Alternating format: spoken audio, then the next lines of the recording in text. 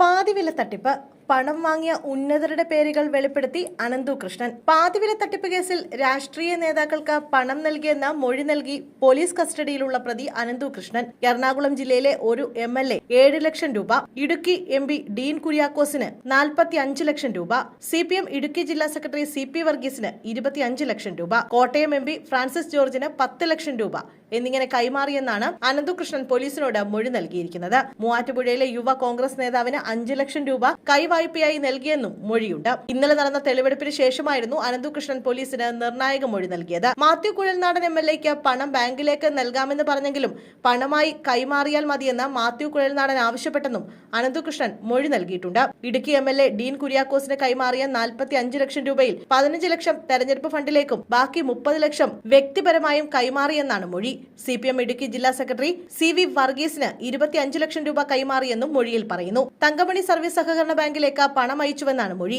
അവിടേക്ക് അയച്ചാൽ മറ്റാരുടെയെങ്കിലും പേരിൽ മാറ്റിയെടുക്കാമെന്ന് CV വർഗീസ് പറഞ്ഞുവെന്നും മൊഴിയിലുണ്ട്. വിവിധ പാർട്ടിക്കാരുടെ തെരഞ്ഞെടുപ്പ് ഫണ്ടർ കൂടിയാണ് അനന്തുവെന്ന സൂചന ഇന്നലെ തന്നെ പുറത്തു വന്നിരുന്നു. ഇതിന് പിന്നാലെയാണ് ആർക്കൊക്കെയാണ് താൻ പണം നൽകിയത് എന്നതിന്റെ വിശദാംശങ്ങൾ പ്രതി പോലീസിനോട് പറഞ്ഞത്. പ്രമുഖരെ കൊടുക്കുന്ന ചില ഫോൺ കോൾ റെക്കോർഡിംഗുകളും വാട്സ്ആപ്പ് ചാറ്റ് വിവരങ്ങളും പോലീസ് കണ്ടെടുത്തതായാണ് സൂചന.